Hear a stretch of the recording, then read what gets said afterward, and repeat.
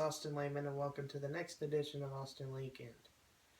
Here's Dad, and today we're going to look at DreamWorks Animation's next film, Trolls, Trolls, based off of the toys. based off the toys, and the basic story of Trolls actually shocked the crap out of me when first saw it, because you think of the funny little fuzzy doll, plastic dolls with the big fuzzy hair that you tickle your brother's or your sister's nose with, or something.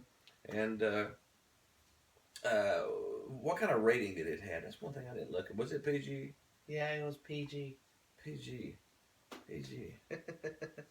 It was a little horrifying. I don't know, not horrifying, but we don't want to ruin anything about it. But basically, it's the story of the little cute trolls, which are the ultimate and happy. They're the most optimistic. It's sunshine and rainbow sprinkles, cupcakes, woo, constantly, and they're all joy all the time. And then their enemies. What were their enemies called again?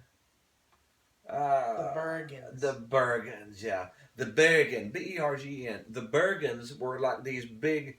they didn't know anything of the sort. No, they have nothing related. They were like ogres. If you're going to imagine like an ogre from Lord of the Rings or something, they were the ugly, dark, snaggle-toothed, and they were constantly miserable. They were a miserable people, miserable all the time.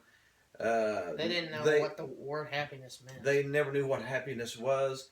And I'm only going to tell you what is told in the first 2 minutes of this story, and then after that, you could just have to watch the movie.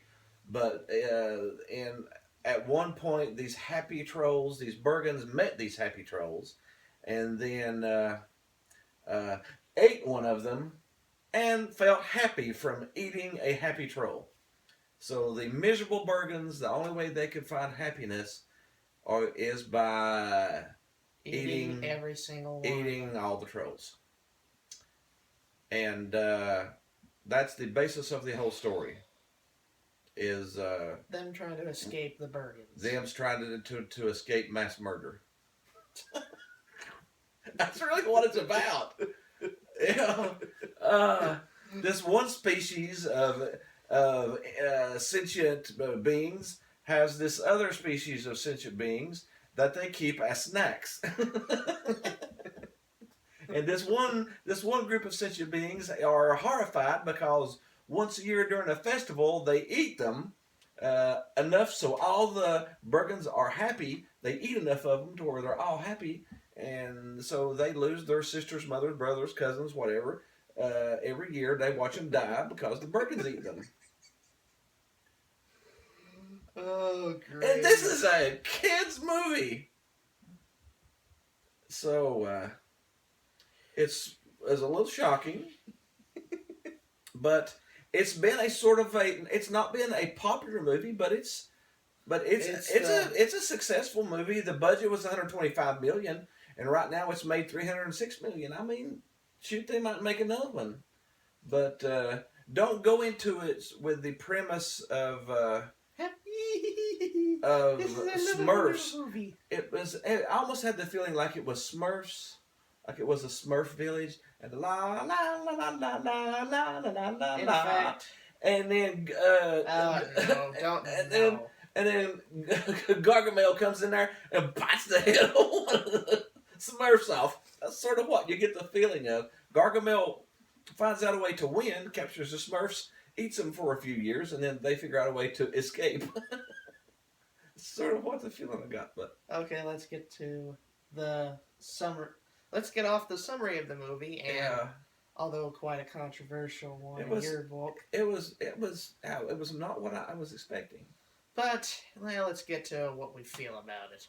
It was definitely wishy-washy. It had good animation. I enjoyed the animation. It was fluent. It was stylish, and there was nothing wrong with the animation. Well, it flowed good, but. The musical numbers. This is a musical too. Don't go into it thinking that it's just a cartoon. It is a musical. They sing everywhere from popular today songs to songs back in the 70s. So, I'm not a huge fan of that. I'm not a huge fan of how they placed them in the movie. Yeah, they were a little forced. They placed them in important parts. Mm-hmm. Why couldn't they have just sung in motivational scenes? Mm-hmm. Yeah, it almost felt like they were using them to take up time, because the movie's only, an hour and 32 minutes. So yeah. It was almost like they were using that as filler to try to get to an hour and a half. They didn't have enough in the plot, so they decided to just continue it on with nonsense. Mm-hmm. So it's there's two different love stories in it. There's one in the Bergen world and one in the Troll world. So that was sort of interesting. The lead villains, though, I mean, they were good villains. The lead good guys were good guys. I mean, you could get behind them and like them. It was just the story was lacking. I just think the story was a little lacking, and lacking in most categories of development. Uh-huh. You didn't really get too much of the sense of the character-driven things. Mm-hmm. And yeah, it's got some good people in it. Anna Kendrick is the girl troll, and Justin Timberlake is the lead boy troll. Celebrity guest. Yeah, you got Zoe Deschanel in it. You got Russell Brand, James Corden.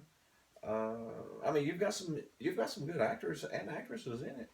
Like I said, it had a lot of potential, but I went into it thinking it was going to be like a girly, just like flowers and rainbow. I thought it was going to be like a Rainbow Bride or something, you know. Happy go lucky.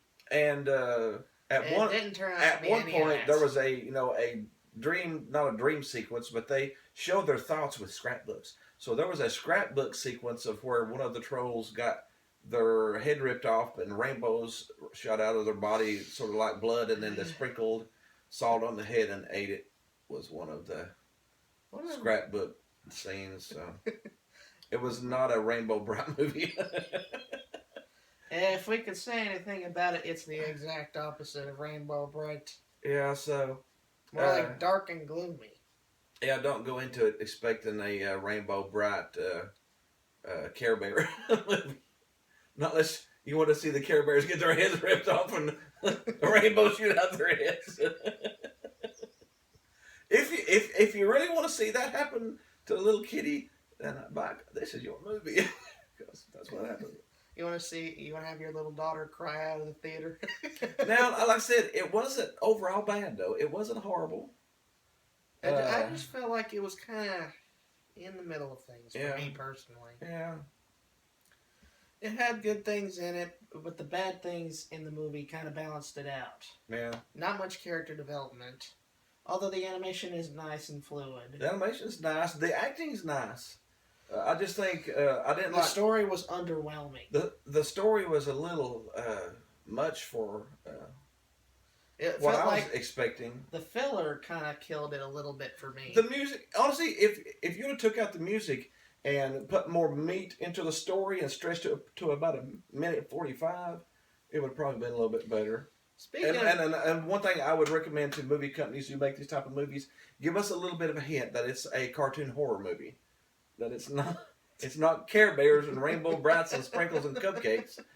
Strawberry Shortcake didn't pop up in this. It was, give us a little bit of a hint that it's a little darker than what we thought, because that might have shocked me more than anything. Was this is coming from the same studio that's produced a lot of great stuff. You've heard us talk about DreamWorks Animation previously a lot.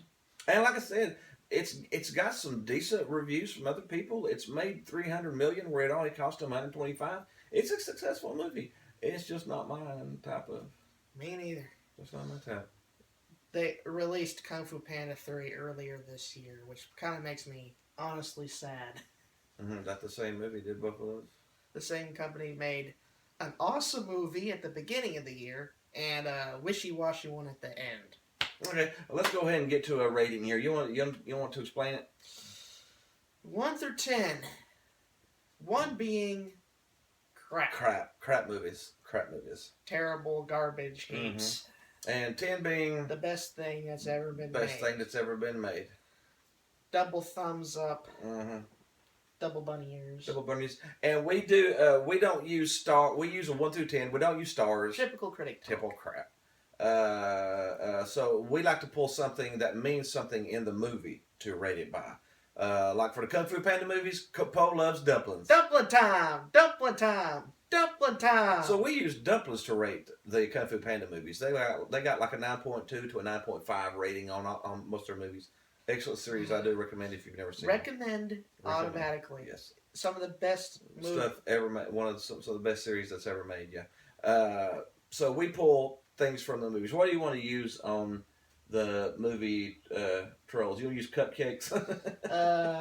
I'd use rainbows. Rainbows. You want to use rainbows? Yeah, because that was what shot out of her head out of her body when they ripped her head off. Okay, so. Now 1 being crap, 10 being great or just fantastic. Yeah. How many rainbows do you give Trolls? I'm gonna have to give it to you because I'm gonna have to ponder this one. I would probably give it about a 6.5. Maybe if I would have went into it knowing it was a musical horror show, then I might have liked it better. I didn't go into it expecting that, so it sort of took me off a little bit. Like I said, it had good animation, it had good characters, it had good acting. It was just the writing was off. The story felt a little underwhelming. The music was misplaced. Yeah, but you know, somewhere around a 6.5 is probably what I would give it. How about you? Probably get around a 5.5. The things that weighed me down really weighed me down. I felt like the music numbers once again kind of lowered the bar down. It could have. It took away from the story. Yes, it did, and that's what I think hurts me the most when I try to watch a movie that tries to build a story. It was a musical number where she got her head ripped off, wasn't it? Wasn't she singing a musical number when that happened? And her thought of the thing, I'm in trouble, and rip my head off. But yeah, I think that was a musical. So I can see what you're talking about. The music was a little misplaced, maybe. And the story felt underwhelming. Yeah. It felt like just a kids movie trying to be for kids instead of a kids movie trying to be for an R-rated Smurf movie where Gargamel finally got him. And this was the story of how they escaped from him after years of death and torture. Oh, stop it! Now. Stop! I just can't get away. That's what it feels like to me. It's weird. But anyways, that's what we give it. Now we've got some more stuff coming up. We had a request for Milo Murphy's Law. That is coming up very soon. Next, probably. So thank you for the request. I believe it was Claude, wasn't it? Yeah. So fist bump, Claude. Thank you very much. We will have that for you this week.